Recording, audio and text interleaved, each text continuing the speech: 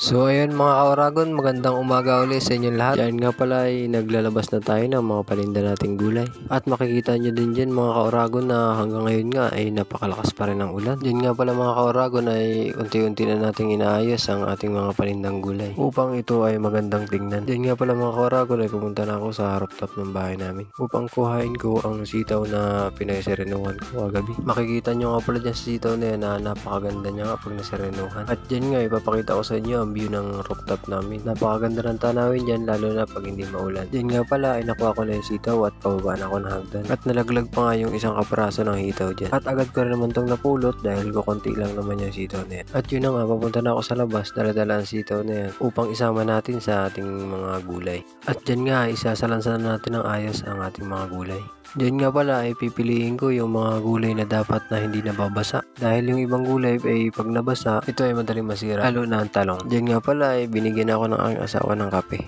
At diyan ay humigop na muna ako ng mainit na kape para ang ating sigmura ay mainitan naman. At yan nga pala habang ako ay nagkakape, naalala ko na meron pa pala akong hindi na ilalabas na iba pang paninda. At tinigil ko na muna ang pagkakape upang buksan ko ang pinto ng tindahan. At pagpasok ko nga ng tindahan ay humingi agad ng biskwit ang aking anak. Agad ko nga itong binigyan dahil baka na naman ito umiyak. Diyan nga ay utay-utay ko lang nilalabas ang mga paninda na hindi ko pa nailalabas. Ko na lang muna nilalagay sa tistante ng tindahan para mamaya pag ako'y nandun sa labas ay kukain ko na lang. Diyan ay tamang diskarte lang tayo kung wala tayong katulong dahil ang asawa ko ay may ginagawa. At diyan nga pala ay kinuha ko ang pang-spray na baulilya upang sprayin ang mga langgam na nangangagat sa aking anak. Marami-rami rin kasi ang mga langgam na yan at masakit din siyang makakagat. Diyan nga ay in-spray ko na ang mga hinayupak na langgam na yan at sigurado naman na paktay kayo lahat dyan. Diyan nga sa point na yan ay hinasayang ko na ang pag-spray upang maubos lahat talaga ang mga hinayupak na langgam na yan. Diyan nga spray lang ako at huwag nyo nang pansinin ang pangit kong mukha. Dahil wala naman tayong magagawa kasi since birth na talaga yan.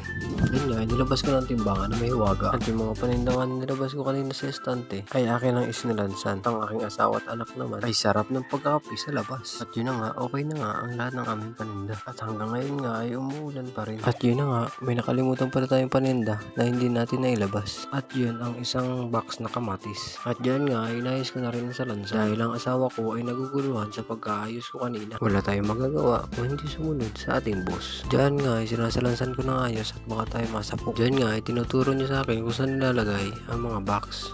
At pagtapos nga niyan ay agad na ako nangagaw ng kape dahil kung humigop ay parang bagari ang aking asawa. Nga ay kinakausap ako ng aking asawa dahil gusto niya akong pabilhin ng tinapay dahil hindi doon nakakabusog ang biskwit lang.